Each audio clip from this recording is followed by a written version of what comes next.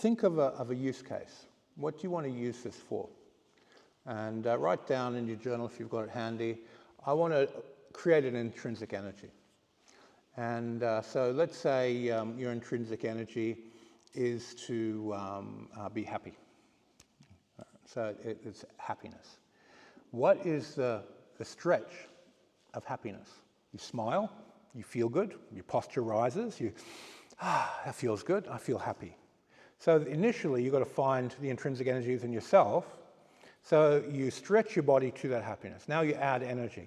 You energize and you invoke the feeling of happiness and you stretch yourself up. And then once that feeling's there, it says, well, how can I share this with someone else?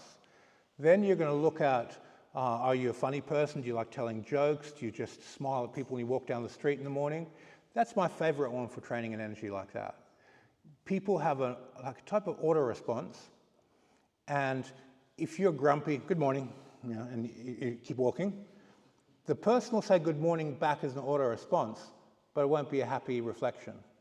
But if you lift your energy up and then you radiate it out and say good morning while you're walking down the street, the auto response will say good morning, but then they light up on the same frequency as you. And you do it every day for a month until you develop that intrinsic energy of making people smile in the morning when you walk through the park or down the street for your morning walk. And you designed it, you planned it, you executed it, you developed the skill, and now that time invested, because you love morning walks, is now working and doing something to improve the quality of how you feel. And that person who you radiate that energy through, it goes through their unconscious. They get home and they feel better and they feel happy. You give it a timeline of continuity throughout the day through your energy field.